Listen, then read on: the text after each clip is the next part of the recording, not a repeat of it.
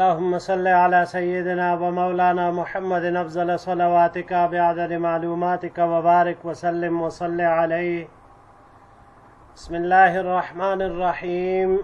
عزیز طلباء کرام، امید ہے انشاءاللہ العزیز آپ سب خیر و عافیت کے ساتھ ہوں گے. جامع السنن ترمذی جلد ثانی کے ابواب تفسیر القرآن عن رسول اللہ صلی اللہ علیہ وسلم کے باب ما جاء ومن سورۃ البقرہ کے چھٹے حصے کے ساتھ اللہ جل شانہ کے فضل و کرم سے ایک مرتبہ پھر آپ حضرات کے خدمت میں حاضر ہونے کا موقع ملا. بحمد اللہ تعالی. عزیز طلباء کرام، آج ہمارا سبق نمبر 333 ہے، تو بڑھتے ہیں اپنے سبق کی طرف.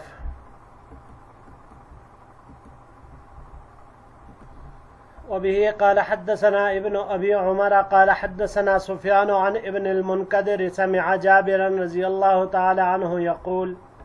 ہمیں روایت کی ابن ابو عمر نے، انہوں نے سفیان سے، انہوں نے ابن المنکدر سے.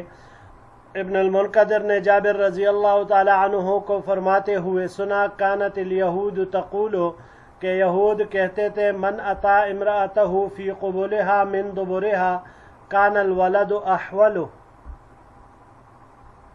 کہ اگر کوئی شخص بیوی سے آگے کی راہ میں پیچھے سے صحبت کرے تو بچہ بینگا پیدا ہوتا ہے. فنزلت نساؤکم حرث لکم فأتوا حرثکم انا شئتم، تو یہ آیت کریمہ نازل ہوئی. یہ حدیث حسن صحیح ہے.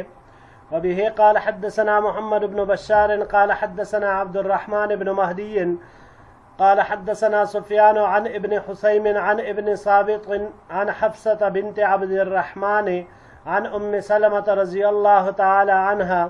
ہمیں روایت کی محمد بن بشار نے، انہوں نے عبد الرحمن بن مہدی سے، انہوں نے روایت کی سفیان سے، انہوں نے ابن حسین سے، انہوں نے ابن ثابت سے، انہوں نے حفصہ بنت عبد الرحمن سے، انہوں نے ام المؤمنین سلمہ رضی اللہ تعالی عنہا سے، انہوں نے نبی کریم صلی اللہ علیہ وسلم سے اللہ جل شانہ کے اس فرمان میں نساؤکم حرث لکم فأتوا حرثکم انا شئتم، یعنی سماما واحدہ.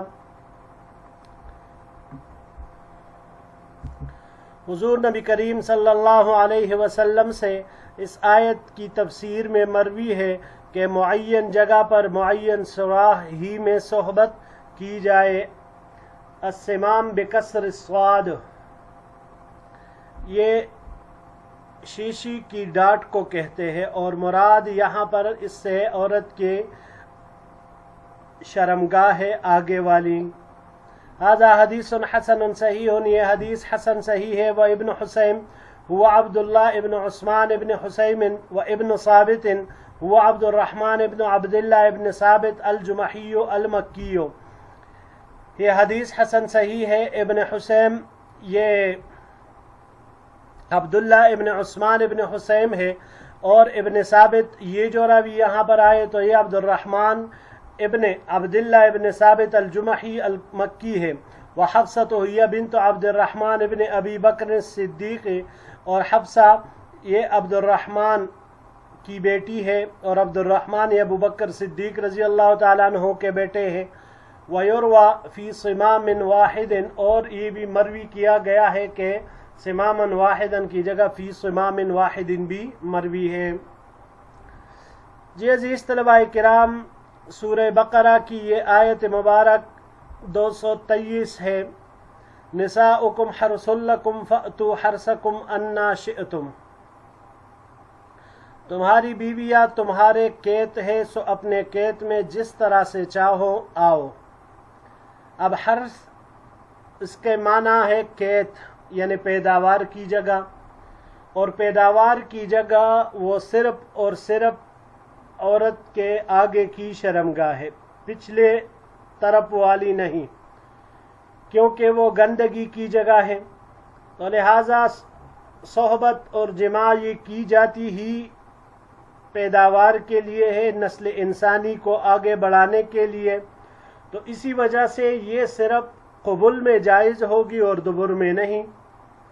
ہاں، اب اس قبل میں کرنے کے لیے، آگے کے موضع میں کرنے کے لیے کوئی خاص طریقہ مقرر نہیں ہے، چاہے تو اگلی راہ کے اسی طرف سے کر سکتا ہے اور چاہے کہ پیچھے سے بھی اسی مخرج کے اندر، اسی موضع کے اندر یعنی قبل میں ہی صحبت کر سکتا ہے۔ جی بڑھتے ہیں اگلی روایت کی طرف۔ وبه قال حدثنا عبد بن حميد قال حدثنا الحسن بن موسى قال حدثنا يعقوب بن عبد الله الأشعري عن جعفر بن أبي المغيرة عن سعيد بن جبير رحمه الله عن ابن عباس رضي الله تعالى عنهما قال، ہمیں روایت کی عبد بن حمید نے، انہوں نے روایت کی حسن بن موسیٰ سے، انہوں نے یعقوب بن عبداللہ الاشعری سے، انہوں نے جعفر ابن ابو المغیرہ سے، انہوں نے سعید ابن جبیر سے، اور انہوں نے عبداللہ ابن عباس رضی اللہ تعالی عنہما سے، قال انہوں نے فرمایا، جاء عمر الى رسول اللہ صلی اللہ علیہ وسلم فقال، حضرت عمر رضی اللہ تعالی عنہ حضور نبی کریم صلی اللہ علیہ وسلم کے خدمت میں حاضر ہوئے اور فرمایا، یا رسول اللہ ہلکت، اے اللہ کے رسول صلی اللہ علیہ وسلم میں ہلاک ہوا۔ قال وما اہلکک، حضور نبی کریم صلی اللہ علیہ وسلم نے ارشاد فرمایا، اے عمر تجھے کس چیز نے ہلاک کیا؟ قال حولت رحلی اللیلہ، میں نے اپنی سواری کو گما دیا، یعنی پیچھے رہ کر بیوی سے آگے کے راستے میں صحبت کر لی۔ قال فلم يرد علیہ رسول اللہ صلی اللہ علیہ وسلم شیئا، تو حضور نبی کریم صلی اللہ علیہ وسلم نے ان کو کوئی جواب نہیں دیا اس معاملے میں۔ قال عبداللہ ابن عباس رضی اللہ تعالیٰ عنہما فرماتے ہیں، فانزلت علی رسول اللہ صلی اللہ علیہ وسلم هذه الآیہ، نساؤکم حرث لکم فأتوا حرثکم انا شئتم، اقبل وادبر واتقی الدبر والحیزۃ۔ تو آپ علیہ السلام پر یہ آیت کریمہ نازل ہوئی، یعنی خواہ سامنے رہ کر صحبت کرو یا پیچھے رہ کر، دونوں صورتیں وہ جائز ہے۔ البتہ دبر اور حالت حیض والی عورت سے بچنا یہ انتہائی ضروری ہے، یعنی حیض کی حالت میں بھی بیوی سے جماع کرنے سے بچنا چاہیے۔ ھذا حدیث حسن غریب، یہ حدیث حسن غریب ہے۔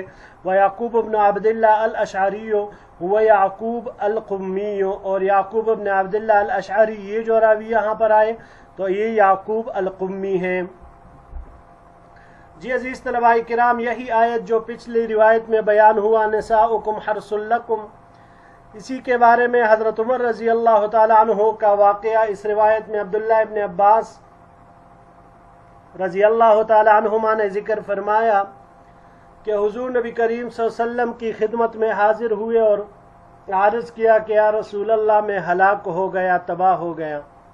آپ علیہ السلام نے پوچھا کیا ہوا، کس چیز نے ہلاک کیا؟ تو حضرت عمر رضی اللہ تعالی عنہ نے یہی وجہ بتائی جو اس روایت میں بیان ہوئی۔ تو آپ علیہ السلام اس وقت خاموش ہوئے، تو اللہ جل شانہ کی طرف سے وحی نازل ہوئی اور اس کے بارے میں یہ حکم وضاحت کے ساتھ خوب اچھی طریقے سے واضح ہو کر سامنے آ گیا۔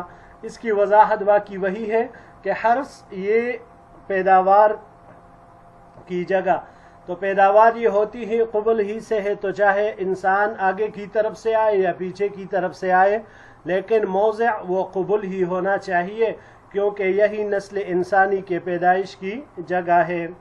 بڑھتے ہیں جی آخری سلائیڈ کی طرف۔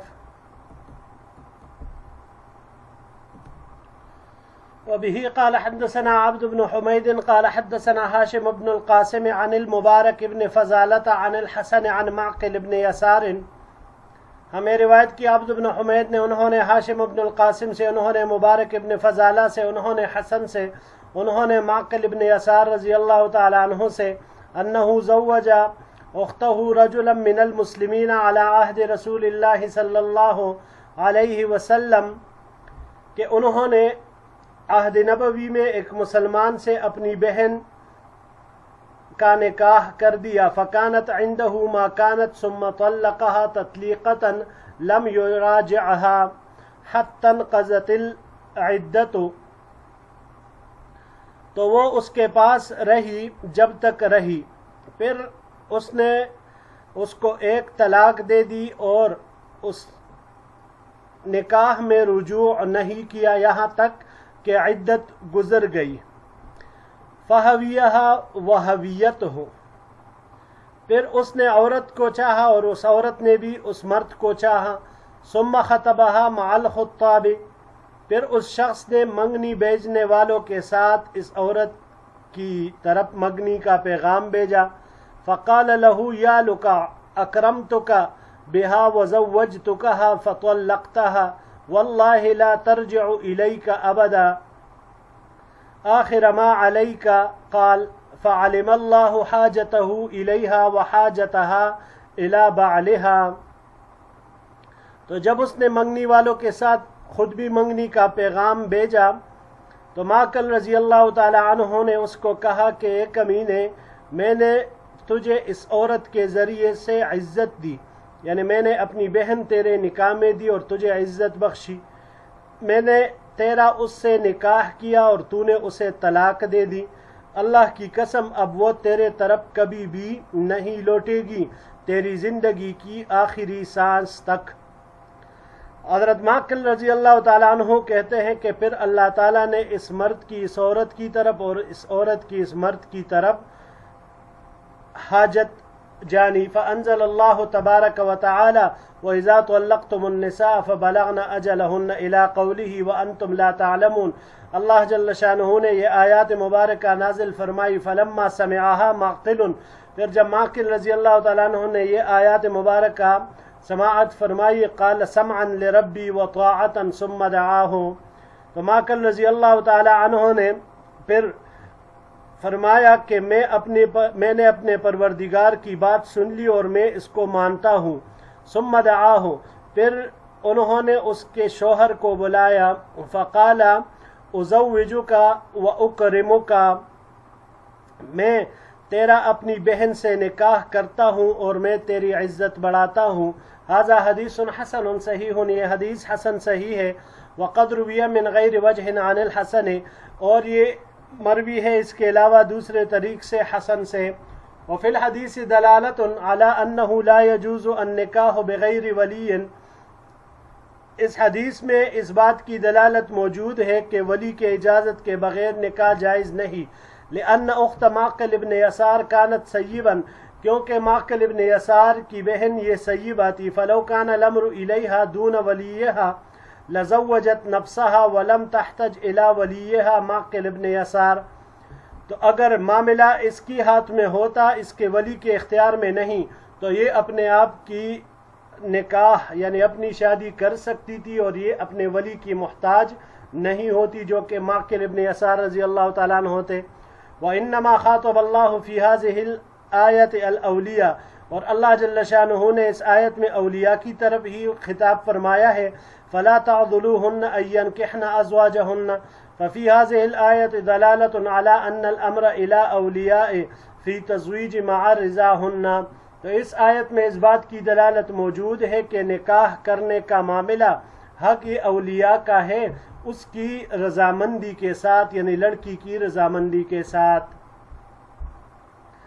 جی عزیز طلباء کرام، یہاں پر یہ آیت کریمہ سورہ بقرہ کی 232 نمبر آیت، وَإِذَا طَلَّقْتُمُ النِّسَاءَ فَبَلَغْنَ أَجَلَهُنَّ فَلَا تَعْضُلُوهُنَّ أَن يَنكِحْنَ أَزْوَاجَهُنَّ إِذَا تَرَاضَوْا بَيْنَهُم بِالْمَعْرُوفِ ذَلِكَ يُوعَظُ بِهِ مَنْ كَانَ مِنكُمْ يُؤْمِنُ بِاللَّهِ وَالْيَوْمِ الْآخِرِ ذَلِكُمْ أَزْكَىٰ لَكُمْ وَأَطْهَرُ وَاللَّهُ يَعْلَمُ وَأَنْتُمْ لَا تَعْلَمُونَ۔ تو اس آیت کی تفسیر میں یہی حدیث جو یہاں پر بیان ہوئی یہ آئی ہے۔ اب حدیث مبارک ہم نے پڑھ لی عزیز طلباء کرام، لیکن جو مسئلہ ہے جو امام ترمذی رحمہ اللہ نے اس آخر پیراگراف میں ذکر کیا، وفی الحدیث دلالت، کہ عاقلہ بالغہ عورت کے نکاح کا زیادہ اختیار یہ عورت کا ہوتا ہے یا مرد کا ہوتا ہے؟ تو امام ترمذی رحمہ اللہ فرماتے ہیں کہ اس روایت سے معلوم ہوا کہ ولی کی اجازت کے بغیر عاقلہ بالغہ عورت کا نکاح نہیں ہو سکتا، کیونکہ حضرت معقل رضی اللہ تعالی عنہ کی بہن یہ سیبہ تھی، یعنی بیوہ تھی۔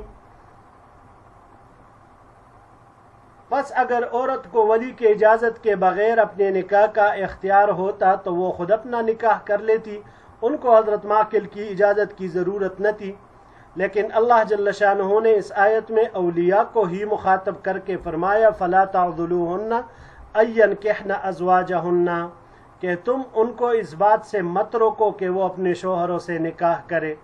تو یہ اس بات کی دلیل ہے کہ نکاح کرانے کے معاملے میں یہ معاملہ اور اولیاء کے سپرد کیا گیا ہے عورتوں کی رضامندی کے ساتھ، کہ جب عورت راضی ہو اور ولی کی اجازت ہو تو تبھی یہ نکاح جائز ہوگی اور منعقد ہوگی۔ لیکن اصل اختیار نکاح کا وہ اولیاء کا ہی ہے۔ یاد رکھیے گا عزیز طلباء کرام، جو امام ترمذی رحمہ اللہ نے یہاں پر ذکر کیا تو یہ مسلک ائمہ ثلاثہ اور احناف میں سے صاحبین رحمہم اللہ، تو ائمہ ثلاثہ اور صاحبین رحمہم اللہ کی رائے یہی ہے، اور دلیل کے طور پر یہ حضرات روایت پیش کرتے ہیں لا نکاح الا بولی۔ امام اعظم ابو حنیفہ رحمۃ اللہ علیہ کے نزدیک عاقلہ بالغ عورت خود اپنا نکاح کر سکتی ہے، لیکن اگر اس نے بے جوڑ نکاح کیا ہے تو پھر ولی کو اعتراض کا حق ہے، وہ اس پر اعتراض کر سکتا ہے، کیونکہ یہ جوڑ کا معاملہ ہونا چاہیے۔ اب یہاں پر دو باتوں پہ غور کرنے کی ضرورت ہے عزیز طلباء کرام۔ دیکھیے آیت کریمہ میں نکاح کرانے کا اختیار اولیاء کے سپرد نہیں کیا گیا، بلکہ ان کو اس بات سے روکا گیا ہے کہ عورتیں اگر اپنی سابقہ شوہروں سے نکاح کرنا چاہے تو اولیاء ان کو نہ روکے۔ تو یہ غیر کے حق میں دخل دینا ہے۔ تو اس سے یہ بات معلوم ہوئی کہ عاقلہ بالغہ اپنی نکاح کا حق اولیاء سے زیادہ رکھتی ہیں، کہ اگر اولیاء رکھتے تو پھر اللہ جل شانہ ان کو منع کیوں کرتے۔ دوسری بات یہ ہے ینکحنا، ینکحنا اس کا جو فاعل ضمیر ہے وہ ہن ہے، اور فعل کی فاعل کی طرف اسناد بھی حقیقی ہوتے ہیں اور مجازی بھی ہوتی ہیں، مگر قرآن کریم میں بغیر ضرورت کے مجاز کا ارتکاب نہیں کیا جاتا۔ تو اس آیت سے ثابت ہوا کہ نکاح کرنے والی خود عورتیں ہی ہیں، اور ان کا حق اپنے نکاح میں اپنے اولیاء سے کہیں زیادہ ہے، اور حدیث مبارک سے یہی صراحت کے ساتھ معلوم ہوا۔ اسی طرح روایت بھی ہے الأیم احق بنفسها من ولیہا، تو اس سے بھی معلوم ہوتا ہے۔ تو بہرحال یہ مسلک امام ابو حنیفہ صاحب رحمہ اللہ کا ہے، اور جو امام ترمذی رحمہ اللہ نے ذکر فرمایا ہے تو وہ ائمہ ثلاثہ اور صاحبین رحمہم اللہ کا ہے۔ جی عزیز طلباء کرام، یہی تک ہمارا آج کا سبق تھا۔ انشاءاللہ العزیز زندگی رہی تو اگلے درس میں ایک نئے باب کے ساتھ پھر آپ کی خدمت میں حاضر ہوں گے۔ السلام علیکم ورحمۃ اللہ وبرکاتہ۔